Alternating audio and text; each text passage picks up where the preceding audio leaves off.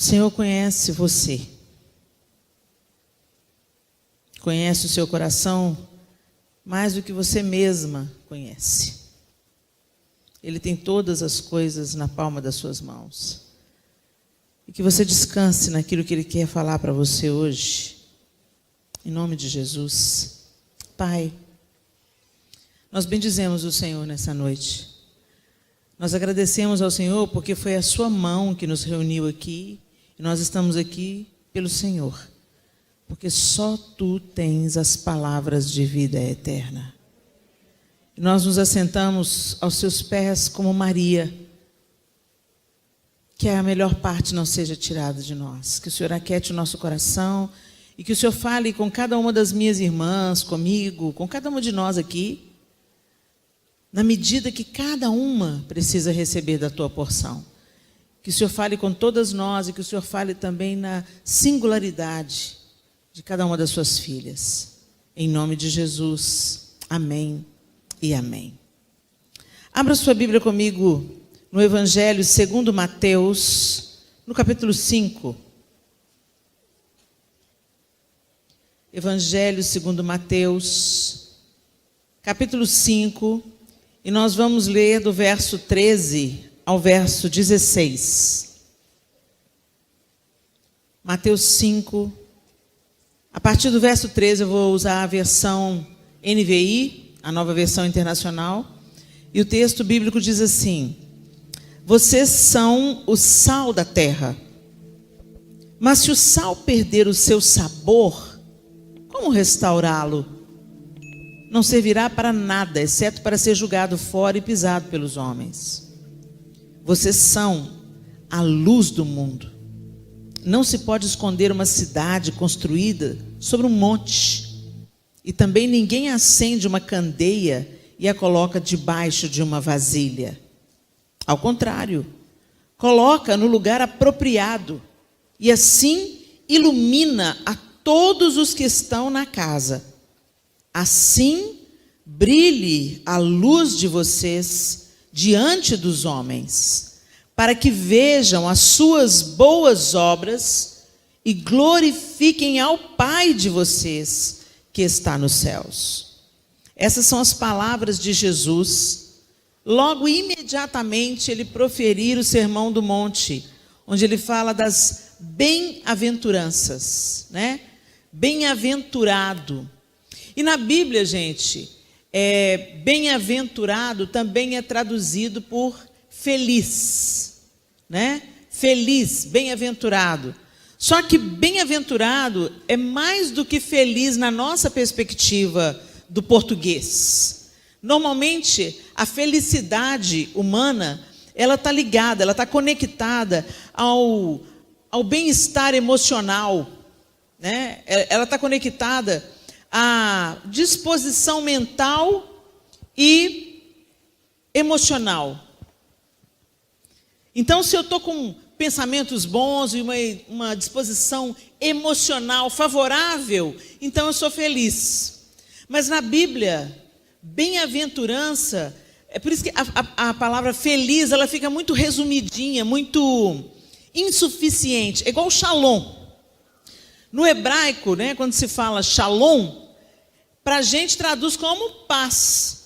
Mas paz, o significado original da palavra é muito mais amplo do que paz. Shalom, quando um judeu fala shalom para você, é muito mais do que paz.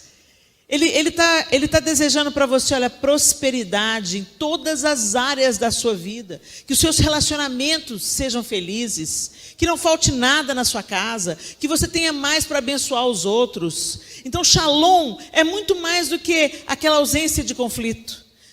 Que traduz paz. É muito mais amplo. E da mesma forma, bem-aventurado é muito mais do que feliz, né? A felicidade na nossa perspectiva. Essa bem-aventurança bíblica, ela quer dizer o seguinte: bem-aventurado é aquele que atinge os seus fins, cumpre os seus propósitos e floresce. Então é mais amplo. E às vezes na tradução para a nossa língua, para a gente compreender, fica muito resumido. A tradução fica muito resumida, por isso que é tão importante, às vezes, a gente entender as palavras no original bíblico e o que Deus estava querendo dizer para a gente. E Jesus aí, no Sermão da Montanha, ele coloca para a gente um prumo completamente destoante da felicidade, do brilho que o mundo propõe.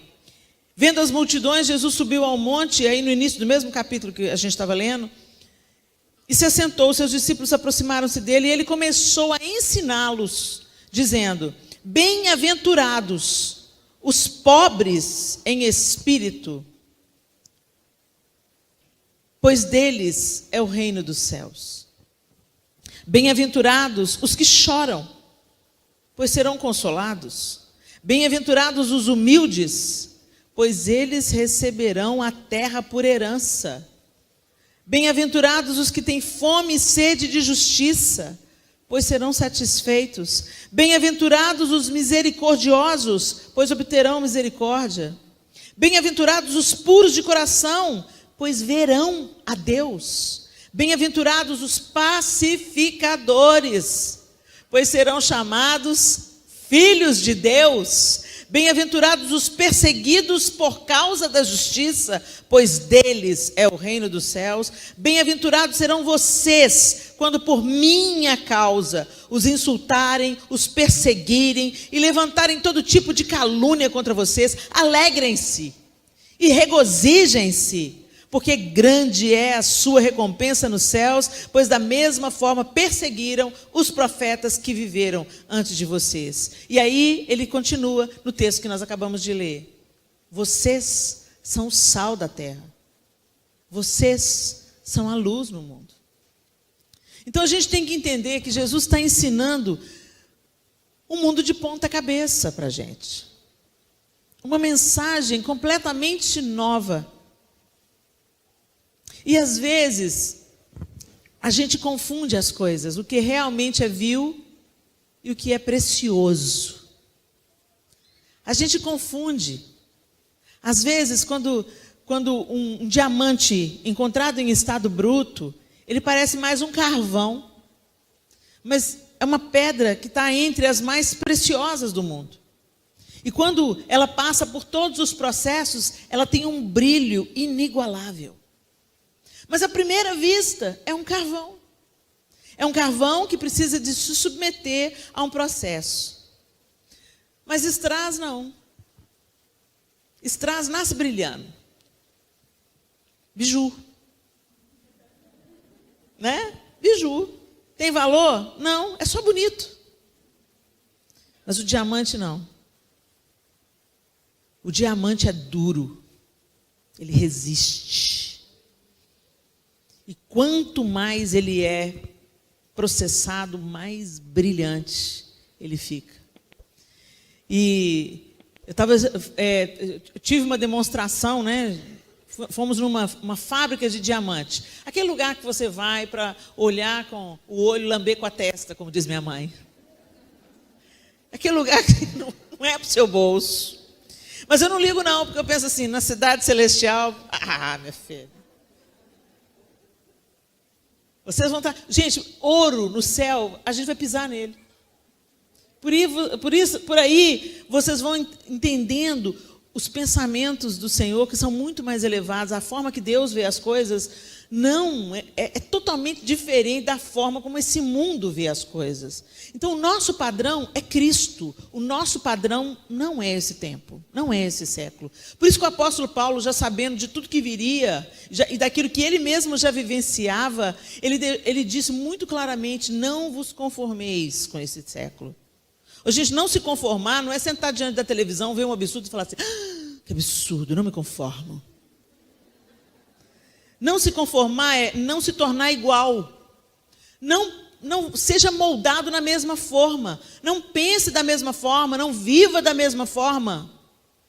Entenda que você precisa renovar a sua mente na verdade de Cristo, de quem Cristo é, para que você experimente a boa, perfeita e agradável vontade de Deus para você. Aí o que acontece, gente? A gente fala isso, a gente declara esses versículos, mas na hora de viver, a gente pega o modelo do mundo. Um exemplo banal. Seu casamento está difícil. Você era apaixonado, ele era apaixonado, mas aí o tempo passou, o príncipe virou Shrek. Você também está mais para Fiona do que para a princesa encantada. E os conflitos se apresentaram, e os problemas de caráter ficaram mais evidentes, e os filhos em fases difíceis, e desafio financeiro, e o inverno chegou no seu casamento. Quem nunca? Todo mundo, gente. Todo mundo. Eu tenho um casamento muito feliz com o João, graças a Deus. Mas significa que não teve problema, não. O vinho bom fica para o final do casamento. Vocês lembram? Não é à toa que Jesus fez um milagre em um casamento. Agora, para você chegar no vinho novo, no vinho bom, no vinho, o melhor vinho, você tem que ir até o fim da festa. Só que a galera está querendo chutar o balde no primeiro, sabe? 45 do primeiro tempo está querendo chutar o balde. Não, ainda tem muito jogo para rolar. Mas não. O que o mundo fala? Você está infeliz? A fila anda. Você merece ser feliz. Gente, engano é tudo que parece verdade, mas é mentira. Por isso que é engano. É quando você fica na dúvida se é joia ou se é bijuteria. A réplica é tão perfeita que você jura que é diamante. Mas quando você conhece joia, você vai avaliar a joia e vai ver que não tem valor nenhum. Que é bijuteria. É vagabundo. Mas parece de verdade. Não se esqueçam que Satanás é o pai da mentira. Ele inventou a mentira. E ele é o mestre dos ardis e do engano. E hoje, nós estamos vendo tanta mentira sendo contada como verdade. Até para a gente que é crente. Até a gente que é crente fala uma coisa como se ela fosse verdade, mas ela é mentira. Por isso que a palavra de Deus diz: conhecereis a verdade, e a verdade vos libertará. Porque o que a gente coloca, o que a gente escuta hoje no mundo, a gente tem que colocar o prumo da palavra de Deus para a gente saber que se encaixa. Para a gente saber se a construção está subindo certo. Para a gente saber se essa parede não está torta. Mas a gente nem lê a Bíblia, como é que a gente vai comparar? Então, algumas mentiras entram como verdades. Como essa história do você merece ser feliz. Você merece ser feliz e todo mundo também merece. A sua família, a família dele também merece, seus filhos também merecem ser felizes. Então, assim, se a minha felicidade vai custar a destruição de 2 famílias de origem e filhos órfãos de pais vivos, então eu tenho que repensar a minha felicidade. Eu não estou falando aqui, gente, fazendo uma ode à autodestruição, à depressão. Não, eu estou fazendo aqui um convite à lapidação. Porque se você quer brilhar realmente, você vai ter que passar pela pressão. E a gente quer brilhar fácil. Brilhar facinho é bijuteria. Quem brilha facinho é zircônia. Quem brilha facinho é strass. O diamante, para ele brilhar, e ele é de extremo valor, ele é pressionado, ele passa por processos. E nós somos uma geração que não queremos passar por processos para brilhar. A gente quer brilhar facinho. Mas a gente brilha facinho e quebra. Porque o strass quebra fácil. Dá uma martelada nele para ver. Agora o diamante é duro, gente. O diamante é duro. O diamante é forte. E o diamante é de inestimável valor. Então a gente tem que colocar a verdade de Deus. Aguenta firme. Insiste mais um pouco. Caminha mais uma milha. Dá a túnica e também a capa. Cristianismo dentro do casamento. Aplica o cristianismo dentro do casamento. Cristianismo não é para a gente viver dentro da igreja, não. Cristianismo é para a gente viver na vida. 7 dias por semana, 24 horas por dia. Porque senão é só religião. Se o cristianismo não está tornando o seu casamento melhor, não está tornando você mais humilde, mais mansa, mais inteligente, mais sábia, mais temente a Deus, mais influente para o bem, mais abençoadora ao invés de maledicente. Tem alguma coisa muito errada nesse cristianismo. É só religião, é só brilho aparente. Quando os portugueses chegaram no Brasil, os índios estavam assentados em um baú de ouro. Mas aquilo para eles não tinha valor. O que tinha valor para eles era a terra, era a água, eram os rios, o vento, a mata. Eles estavam felizes na vida que estavam vivendo. Quando os portugueses, já acostumados ao que era ouro, ao que era importante para os homens, perceberam que eles estavam chegando numa terra extremamente rica. Primeiro descobriu-se o pau-brasil e depois foi descobrindo outras riquezas e descobriram toneladas e toneladas de ouro. Não é à toa que o meu estado chama Minas Gerais, o lugar que tirou ouro e mandou para Portugal. Aí o que os portugueses fizeram para ter a amizade dos índios e poder explorar a riqueza que tinha aqui? Deram espelhinhos para os índios. Agora você imagina para um índio que nunca viu espelho, né? Se empolgaram. Ver a imagem deles refletida no espelho, são deuses. O diabo faz a mesma coisa com a gente. Você é filha de Deus, você está sentada num baú de ouro, o Senhor é o dono do ouro e da prata, as ruas do céu vão ser de ouro para você pisar nelas, para você entender o que realmente tem valor para Deus, não é o vil metal. Mas o diabo vem com você e te seduz com espelhinhos. Ele te seduz com a sua própria imagem. E você acaba formando um Deus que é a sua imagem e semelhança, e não o contrário. Nós é que fomos feitas à imagem e semelhança de Deus. É a imagem de Cristo que tem que ir sendo formada em nós dia após dia, à medida que o contemplamos. A palavra de Deus diz assim que nós o contemplamos hoje como que por um espelho. Olha que interessante. Porque o espelho naquela época que o apóstolo Paulo escreve isso, não era o espelho que a gente vê hoje, que é um espelho claro, né? Era um material polido, que você via assim meio que deformado. Você via a silhueta, mas você não via a clareza, o exato reflexo. Por isso que ele usa essa figura, né? Não era o espelho como é o espelho de hoje, era um outro tipo de material polido que dava para você ver a sombra, a silhueta, mas não dava para você ver a clareza dos detalhes. Então o apóstolo Paulo está falando, olha, hoje nós vimos como que por um espelho, mas chegará aquele dia onde nós veremos como ele é e seremos como ele é. Então hoje a gente vive a vida como uma sombra de quem Cristo é.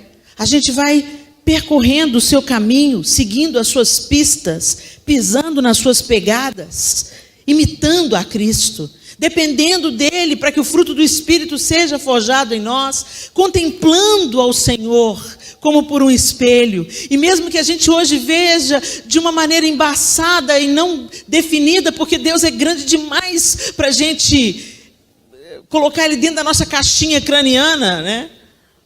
Mesmo assim, ele vai sendo aperfeiçoado em nós, até aquele dia onde nós o veremos face a face. E imediatamente seremos completos, seremos como ele é. Mas até lá a gente está caminhando de fé em fé e de glória em glória, até ser dia perfeito. E aqui Jesus está ensinando o prumo. Ele está lá, tudo que vocês aprenderam até agora, eu vou dizer para vocês quem realmente são os felizes. Os felizes não são os poderosos que estão morando lá em Jerusalém, não. É tão interessante isso, que Jesus não nasceu em Jerusalém, cidade santa, cidade da elite religiosa. Jesus nasceu em Belém para que se cumprisse a palavra profética, circunstancialmente diante dos olhos humanos. Passou os primeiros anos da sua vida em Nazaré e depois foi desenvolver o seu ministério em Cafarnaum, que era uma vila de pescadores. E, aliás, Galileia, o termo Galileu, gente, não era um termo como a gente canta hoje. Galileu. Era um termo humilhante. Eu me lembro que aqui no Rio de Janeiro, vocês exportaram novelas, né? Para o mundo todo. E um termo dos anos 80, era sempre que tinha uma madame na novela, ela se referia à mocinha pobre como aquela suburbana. Talvez vocês entendam esse linguajar melhor do que eu, porque eu não sou do Rio de Janeiro. Mas lá em Minas Gerais, quando se fala o favelado, quer dizer, o excluído, o que não é tão culto, o que é pobre, entenderam? É isso que significava Galileu. O Galileu, que cresceu naquele lugar, aquela vila de pescadores, aquele povo ignorante, aquele povo que não tem conhecimento, aquele povo que, com a cultura misturada, tem um tanto estrangeiro no meio, aquele povo esquisito, aquele povo misturado. E Jesus era chamado de Galileu. Ele veio na rota de colisão com Lúcifer. Ele fez exatamente o caminho contrário. Lúcifer andava sob as pedras afogueadas, seja lá o que isso significa. Eu fico imaginando, né, quando o texto bíblico fala, andavas, sinete da perfeição. Das pedras preciosas você se cobria. E Lúcifer significava iluminado, anjo de luz. O bicho brilhava. Você entendeu? O bicho brilhava. Mas de repente quis ter mais brilho ainda. E em contrapartida, Jesus, sendo Deus, não julgou por usurpação ou ser igual a Deus. Antes, a si mesmo se esvaziou, assumindo a forma de servo. E foi por isso que Deus o exaltou soberanamente e lhe deu um nome que é sobre todo nome, diante do qual todo joelho se dobrará e toda língua confessará.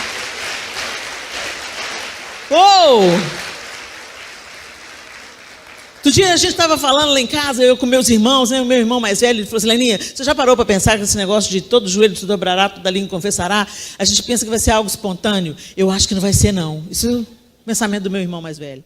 Acho que não vai ser não. É aquele negócio assim, os joelhos se dobrar. Sabe como? Aquela submissão ao senhorio de Cristo. Quem não quiser vai confessar que Ele é o Senhor. Isso é que é poder, isso é que é ser luz, isso é que é brilhar, e não os espelhinhos dos portugueses que a gente está querendo para a gente. A gente está querendo a glória humana, o reconhecimento humano, a visibilidade que o homem dá. Ô, gente, o mesmo homem que te exalta hoje, amanhã te pisa. A mesma galera que gritou para Jesus, Hosana, o que vem em nome do Senhor, quando Jesus não cumpriu o que eles achavam que deveria cumprir, porque eles queriam um Messias político, que elevasse novamente o status de Israel como Estado. Quando eles viram que Jesus não se encaixava nisso, gritaram, crucifica! E às vezes a gente fala que é cristão, mas a gente está se assemelhando a bijuteria. A gente está se conformando a um modelo de brilho mundano. A gente quer glória humana. E nós passamos como a erva. Hoje eu estou aqui, amanhã posso não estar. Logo antes de dizer essas palavras, vós sois a luz do mundo, ninguém pode esconder a luz debaixo da cama, ninguém pode esconder uma cidade que está edificada em cima do monte, não dá para esconder onde a luz brilha, não dá para esconder. E Jesus está falando aqui, olha, vocês vão brilhar a minha luz, vocês vão iluminar o caminho daqueles que estão nas trevas. Não está falando de, gente, nós somos lua, Jesus é o sol. A gente só reflete a luz. A lua não tem luz própria. Nós também não temos luz própria. Mas quando estamos expostos ao sol da justiça, que é Cristo, todo o resplendor de Deus vai para as outras pessoas. E como que vai para as outras pessoas? Gente, às vezes hoje a gente valoriza muito as questões das redes sociais, né? E elas são importantes, elas têm o seu lugar, é um veículo de comunicação, de você evangelizar, de você manter outras pessoas informadas sobre o que está acontecendo, de você convidar pessoas para um congresso como esse, por exemplo. Então, é um ponto de comunicação, mas não se iluda. Não se iluda. A rede social é uma ferramenta de vaidade. A gente pensa que vaidade é autocuidado. Não confunda as coisas. Você gostar de arrumar o cabelo, de andar arrumadinha, isso não é vaidade, não. Vaidade é quando você quer ostentar isso. Quando você quer vestir uma roupa para se sentir mais bonita que a outra. Não quer repetir roupa de casamento para todo mundo pensar que você é rica e compra um vestido novo para o casamento. Entendeu? Isso aí é que é vaidade. É o que motiva. Por que a gente, por que não repete roupa de festa? Ah, porque vão pensar que eu sou pobre, mas você é. Eu sou. Não é pecado ser pobre, não é? Muito pelo contrário, a Bíblia está falando que felizes são os pobres de espírito. Não é pecado ser pobre, não. Mas às vezes a gente age como se fosse pecado ser pobre. Um dia uma irmã chegou para mim e falou assim, já conhece esse vestido. Eu falei assim, conhece e vai ver ele muito mais. Porque eu sou inteligente demais para comprar uma roupa, gastar o dinheiro, para usar ela uma, duas vezes. Não, quanto mais eu uso a roupa, mais barata ela fica. Isso é inteligência, sustentabilidade. Não é não? Mordomia com aquilo que Deus coloca na minha mão. Se você acha que você precisa de andar bonita para outras pessoas gostar de você, deixa eu te falar, você está equivocada. Quem gosta de você vai gostar de você de chinelo de dedo. Sem nada para oferecer. Porque o amor é de graça. Se alguém gosta de você por causa que você agora está toda produzida e bonita, nunca gostou. Só está te utilizando de você. Agora a fulana está bem na fita, deixa eu andar mais perto dela para ver se eu ganho um brilhinho. E o brilho que Jesus está colocando aqui, o prumo para a gente, é totalmente diferente. Os pobres em espírito, os que choram, os que são humildes, os que têm fome e sede de justiça, os misericordiosos, os puros de coração, os pacificadores. Ai, gente, como a gente precisa de pacificador nesse tempo? Porque sempre tem alguém com um pavio na mão para pôr fogo no circo. É ou não é? Na rede social, então, qualquer coisa que você diga, pá! Quando você volta lá no feed, está aquele bafafá. A gente é o povo da paz. No que depender de vocês, tem de paz com todos os homens. Você não precisa de negociar suas posições, você não precisa de mudar de opinião, se você tem uma convicção forte. Só que repensa, com quem que você vai discutir isso? Não joga pérola para porco, não. Tem gente que por mais que você queira explicar, não quer entender. Não gasta tempo tentando provar uma teoria ou provar a sua opinião. Você é livre para ter a sua opinião. Ok? Não gasta tempo. Mas a gente, não. Eu dou um boi para não entrar numa briga, mas dou uma boiada para não sair de tolo. Tolo, porque o que a Bíblia está dizendo é bem-aventurados os pacificadores, pois serão chamados filhos de Deus. Eu prefiro ser chamada de filha de Deus. Helena, mas o povo lá na internet não chama de filho de Deus, não, chama de isentão. Problema deles. Eu não vou entrar em brigas que Deus não mandou eu entrar. Se eu tenho que guerrear de algum jeito, de joelho no chão. Porque o que minha palavra não faz, a minha oração diante de Deus pode transformar. Então, como que a gente está brilhando à luz de Cristo, gente? Qual é o seu modelo? Onde você está colocando o seu padrão, o seu prumo? O que você está construindo na sua vida? Você está construindo Sob o prumo da palavra de Deus ou sob o prumo do conhecimento intelectual, cultural, desse século adoentado que a gente está vivendo? O seu padrão é o casamento da novela de Hollywood? O seu padrão são as frases que parecem bacanas, mas que são altamente destrutivas? Tem essa, você merece ser feliz, aí o povo, eu mereço ser feliz, e sai desgraçando tudo. Ser feliz em cima do túmulo de outras pessoas, ser feliz em cima da ruína, da tristeza de outras pessoas, isso é felicidade? Sério? E a aliança que você fez diante de Deus? Te prometo ser fiel, na alegria e na tristeza, na saúde e na doença, amando-te e respeitando-te. Mentira. Pois é, Helena, mas ele não cumpriu os votos dele, não. Já me colocou um par de chifre 1, 2, 3, 4 vezes. Gente, eu já vi Deus reconstruindo casamentos. Meus pais tiveram o casamento reconstruído depois de um adultério. Então eu acredito em milagres. Eu acredito que Jesus continua visitando o casamento e transformando água em vinho. Eu acredito. É claro que tem aquelas circunstâncias que um não quer. E quando um não quer, gente, só se Jesus convencer, né?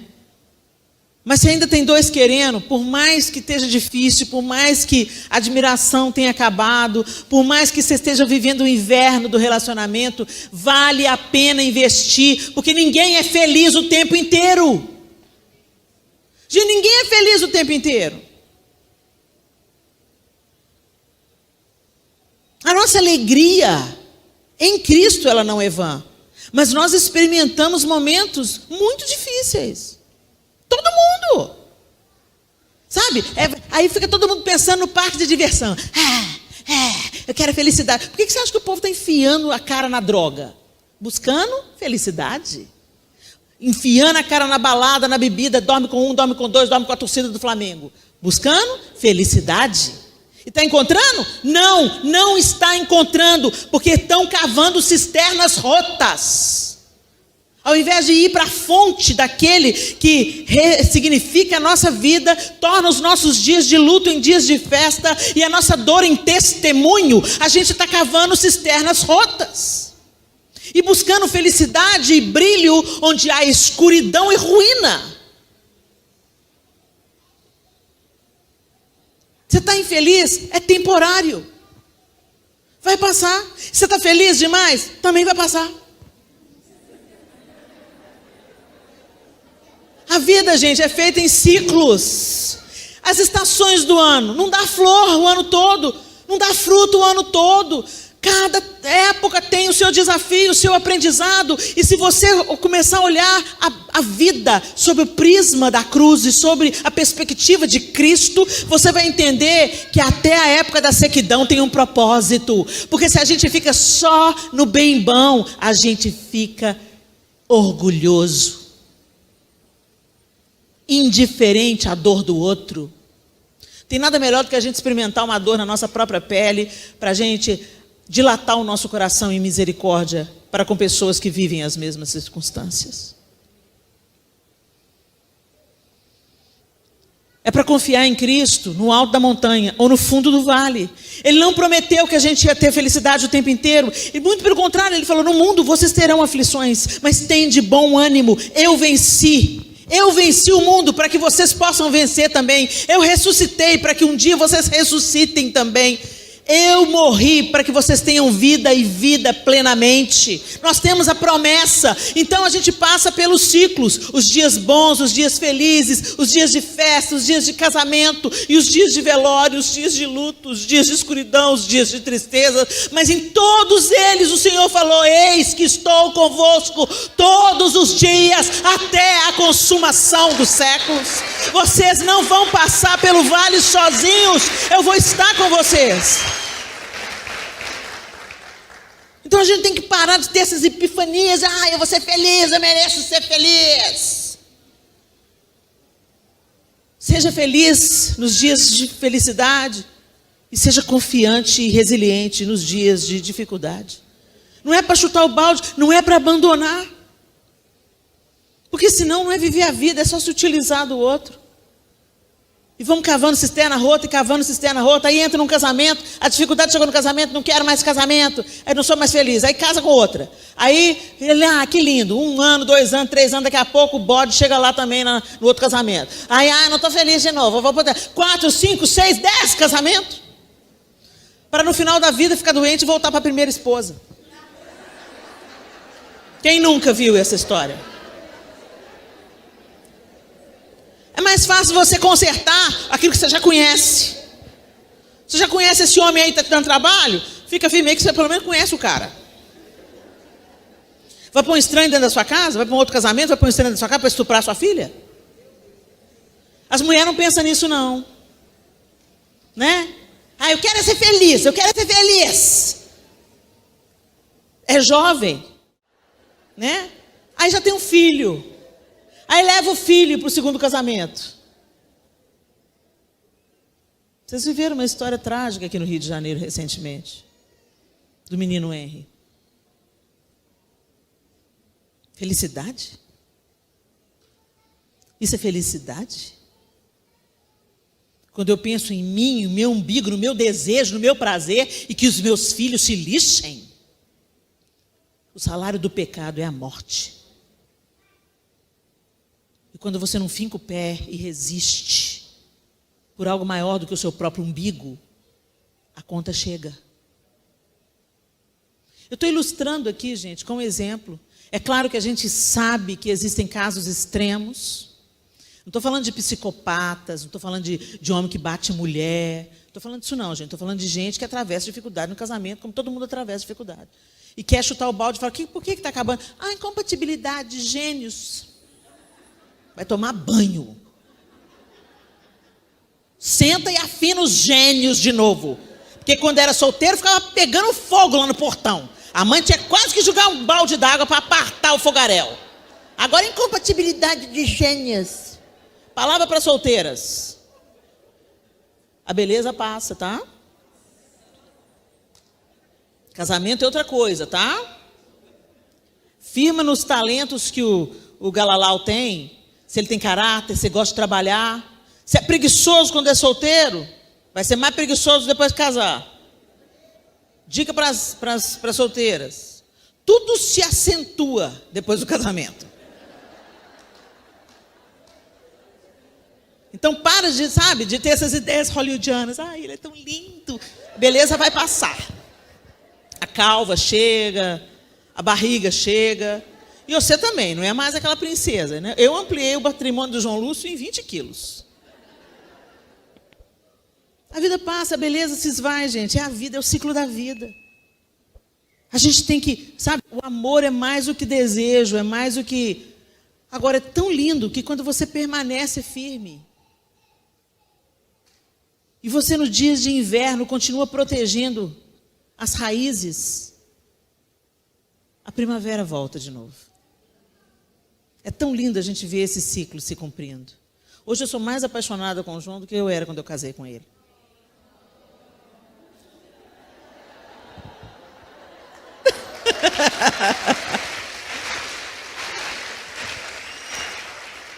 Mas não brotou não, gente. Não brotou. A gente é tão feliz, né, João?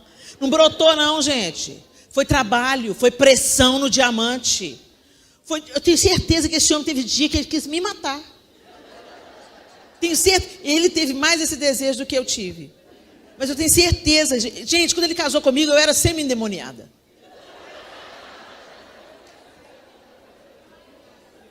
Eu era uma pessoa extremamente difícil. Todo dia que ele chegava em casa, os móveis estavam num lugar diferente.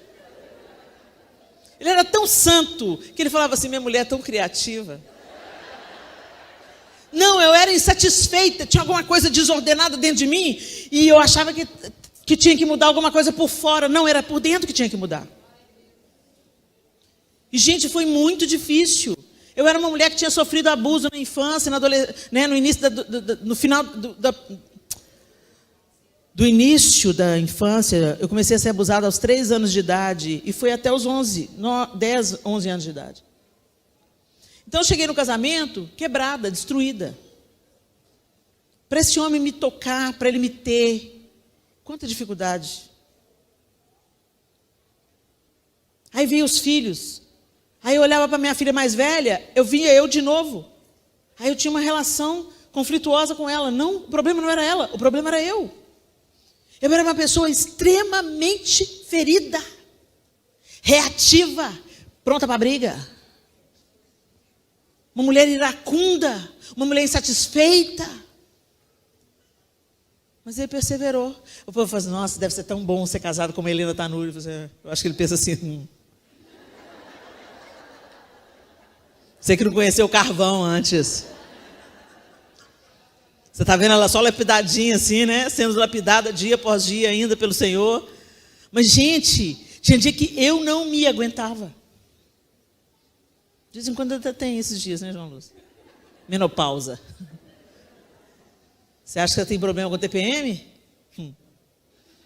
João Lúcio falou que ele está fazendo pós-graduação em menopausa. Teve que aguentar, teve que perseverar, teve que honrar a aliança. Eu fiz uma promessa diante de Deus.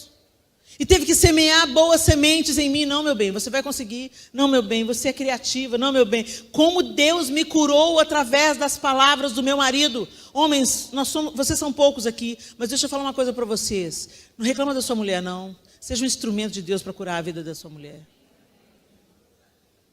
Por isso que o apóstolo Paulo instrui, maridos, amem as suas esposas como Cristo ama a igreja. A igreja é tão imperfeita.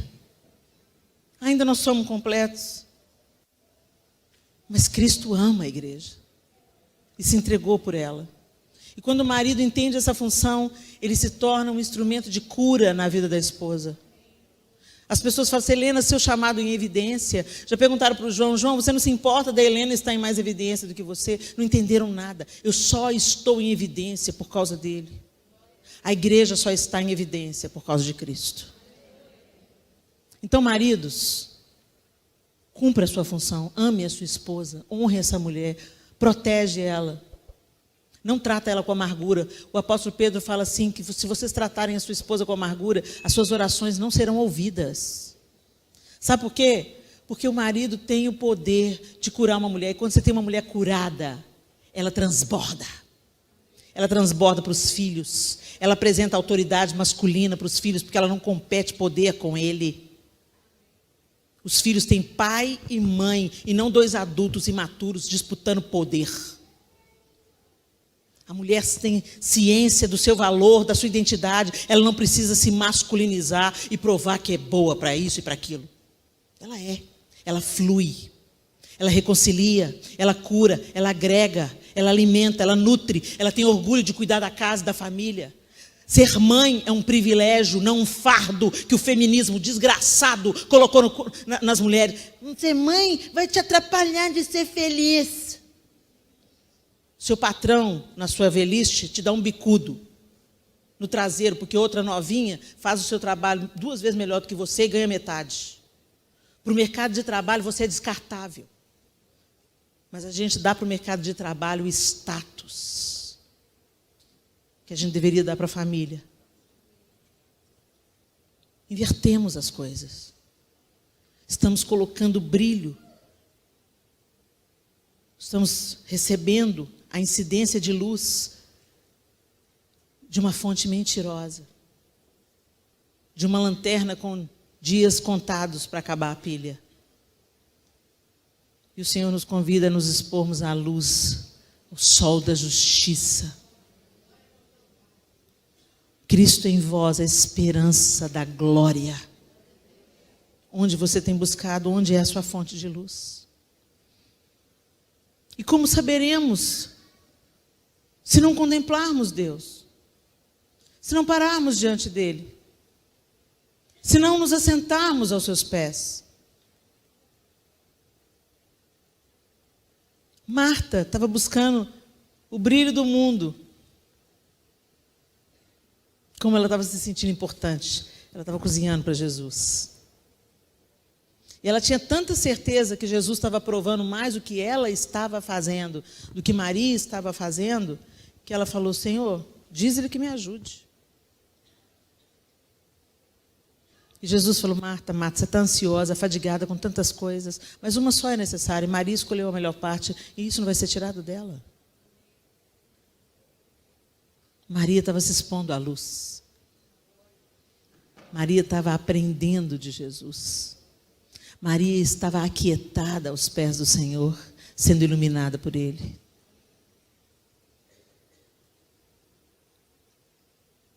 Jesus está falando que nós somos a luz do mundo.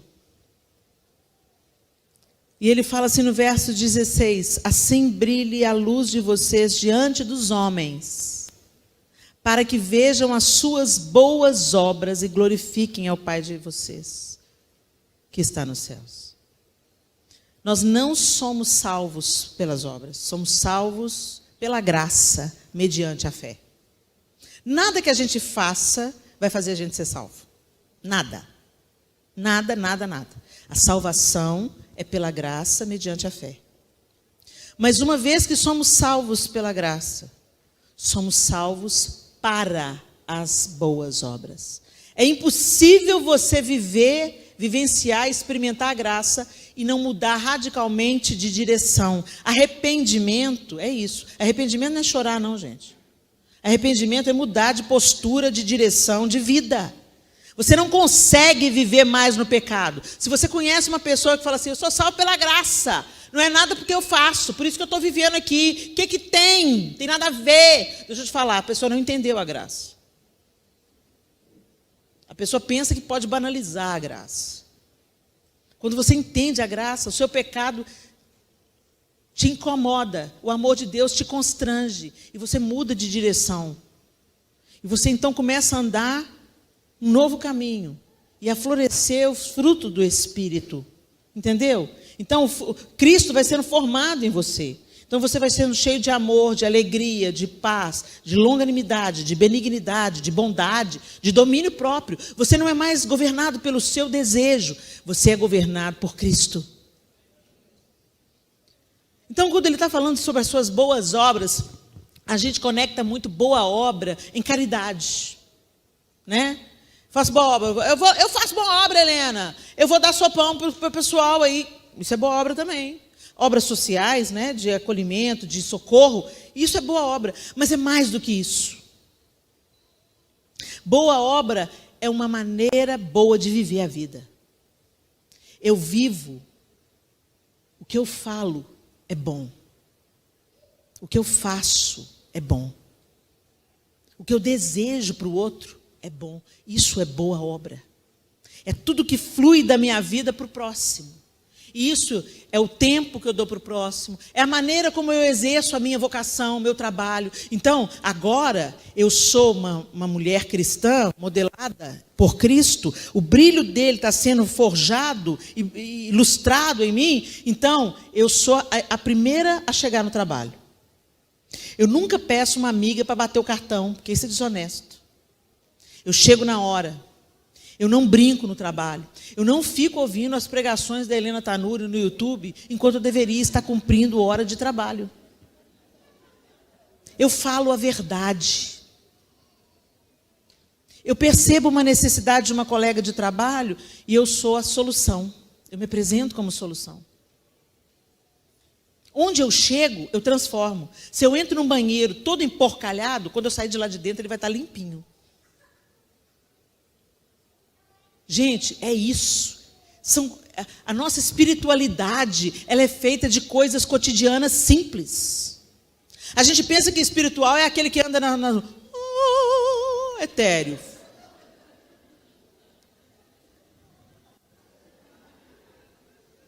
Eis que te digo. Gente, essa é a menor parte da espiritualidade. Quando você vê Jesus colocando em prática a espiritualidade dele, o que ele estava fazendo? Comendo com a galera. Assentado na mesa com os pecadores. Conversando com ele. Zaqueu, eu vou comer na sua casa. O que aconteceu naquela refeição que Zaqueu saiu restituindo para o povo que ele roubava? Como é que ele muda o coração de um corrupto numa refeição? A espiritualidade saindo pelos poros de Jesus. E quando ele quer ilustrar espiritualidade, ele conta a parábola do bom samaritano. E de propósito ele escolhe um samaritano para falar de espiritualidade. Porque os samaritanos eram os imundos para os judeus. Ele falou, pois é, mas foi o samaritano que pegou o cara que estava lá no chão, pôs ele no próprio animal, levou para a estalagem, pagou para cuidarem dele, colocou coisa na ferida dele. E aí, quem que é mais justo? A espiritualidade na vida, gente. A espiritualidade é fritar o ovo e fazer uma comida gostosa para o seu marido que não é crente. Você está lá orando, oh Deus, converte esse pinguço, Deus. Não aguento mais, Deus. Primeiro está praticando a maledicência, está falando mal do seu marido para Deus. Né? Eu lembro uma amiga minha que já está com o Senhor, ela orava assim. Deus, eu casei com um homem errado, Deus. Cachaceiro, Deus. Eu estou na igreja, Deus. E ele fica bebendo cachaça, Deus. Aí Deus falou com ela assim, eu quero curar. Cura, Deus. Você veio primeiro que você precisava mais. Aí, gente, ela começou a amar o marido dela, a servir o marido dela como ao Senhor. Se eu vou honrar o meu marido, como eu honraria se eu fosse casado com Jesus. Começou a honrar ele, cuidar dele. E ele falou assim, o que está acontecendo?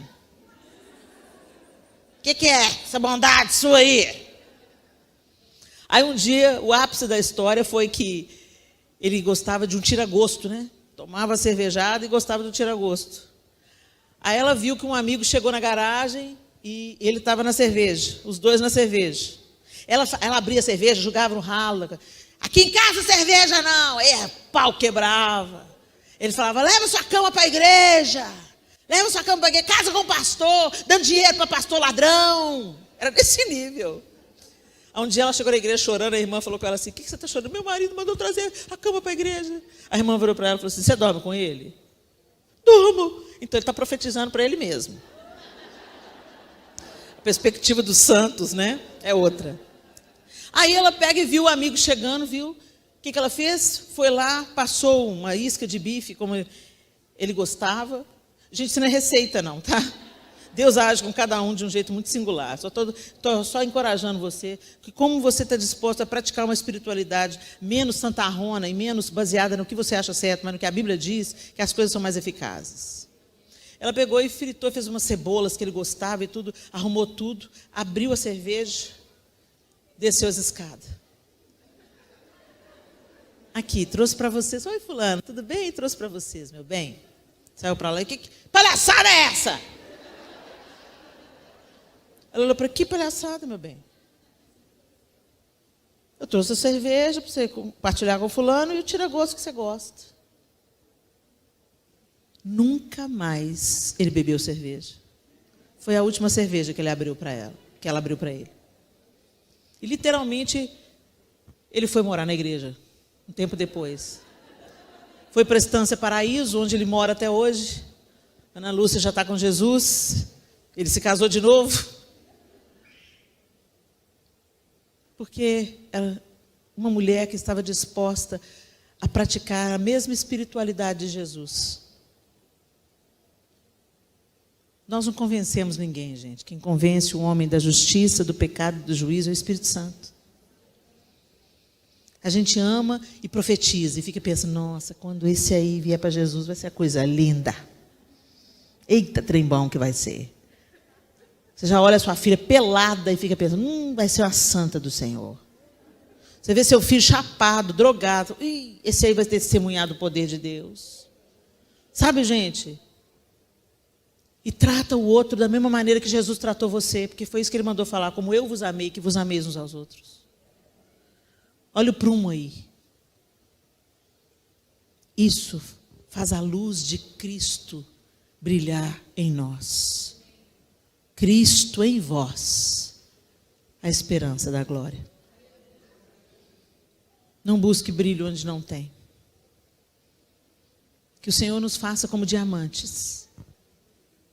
Que Ele lapide, lapide, lapide, lapide, lapide, lapide, até que a luz dele seja forte, brilhante e valiosa em nós. Que o seu modelo seja Cristo, que a sua inspiração seja a palavra de Deus, que o seu ajudador no processo seja o Espírito Santo. O resto é cisterna rota. Jesus é a porta. O resto é parede. Feche os seus olhos.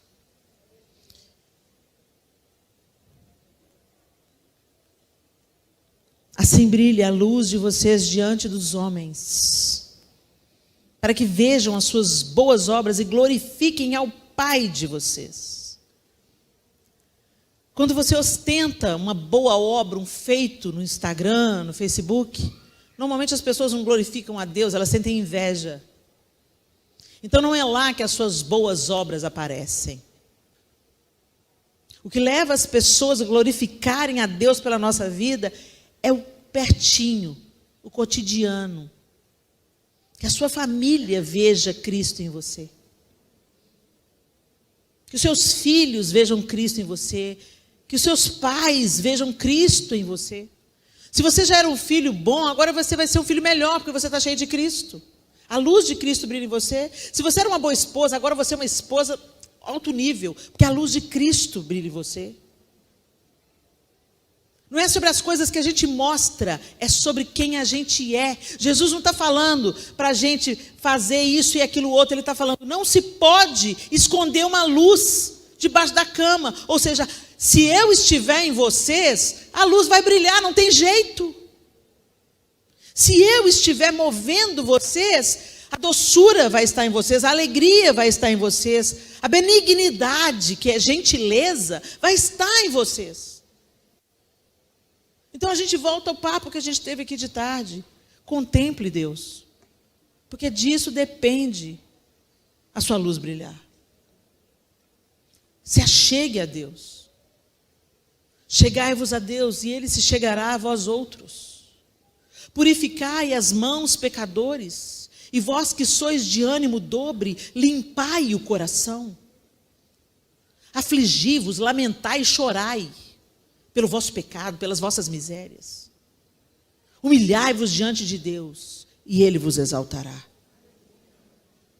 Tem um processo aí. Para você brilhar a luz, você não brilha sozinha, você é lua.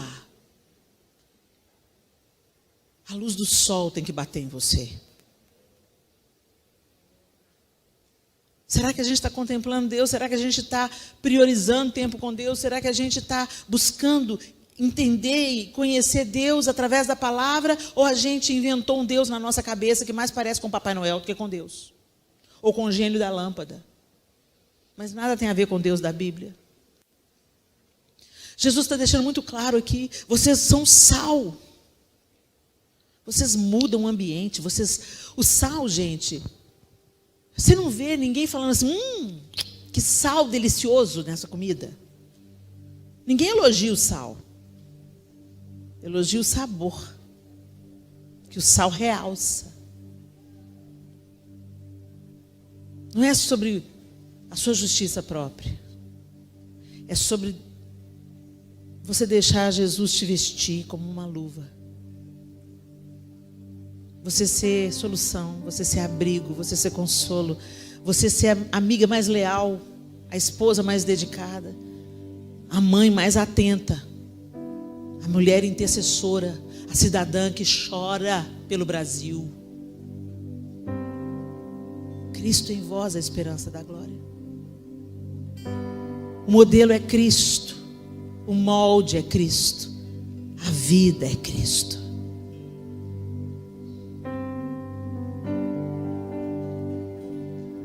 Brilhe em nós, Senhor. Faz uma autoanálise aí de olhos fechados.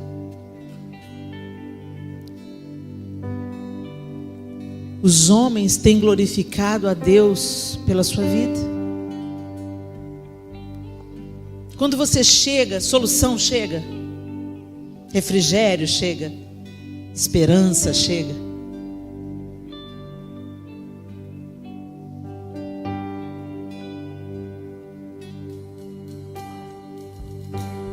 A mulher sábia edifica, a tola destrói.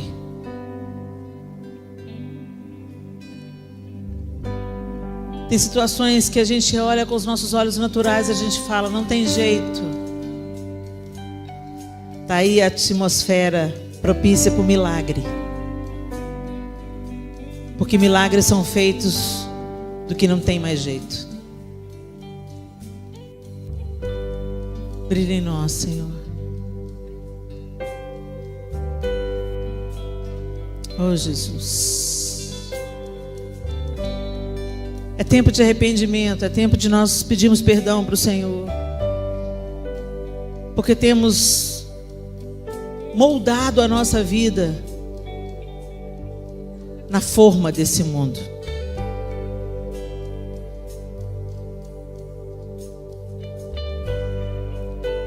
Que Jesus seja o nosso modelo, seja o centro, seja tudo na nossa vida.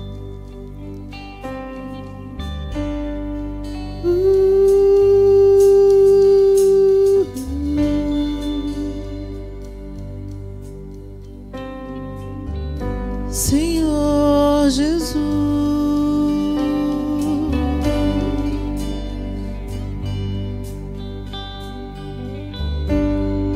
molda-nos, Senhor Jesus,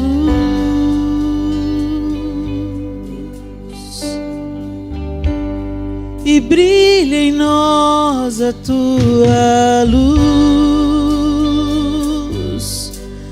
Enche-me de ti, Senhor, enche-me do teu amor. Senhor, nós nos rendemos a ti nessa noite. E nós reconhecemos que sem o Senhor, nós nada podemos fazer. Nós te pedimos que pelo poder do teu Espírito Santo sejamos convencidas do que precisamos ser convencidas. Tira os nossos olhos, ó Deus, dos modelos fake deste mundo, daquilo que parece verdade, mas é engano, é mentira. Que o prumo da tua palavra, da tua verdade incorruptível, modele os nossos relacionamentos, modele a maneira como vivemos a vida, como servimos o próximo, como praticamos a hospitalidade, como trabalhamos exercendo a nossa função, o nosso trabalho ou a nossa vocação. Ó Deus, em nome de Jesus, que o Senhor seja visto em nós. Em nome de Jesus nós oramos e clamamos. Interfere na nossa trajetória, perdoa os nossos pecados, perdoa a nossa negligência, perdoa-nos por cavar para nós cisternas rotas que não retêm as águas. Que o Senhor seja o sol da justiça e que a gente reflita a tua luz como a lua. Nós oramos, cremos, em nome de Jesus. Clamamos. Amém e amém. Deus abençoe vocês.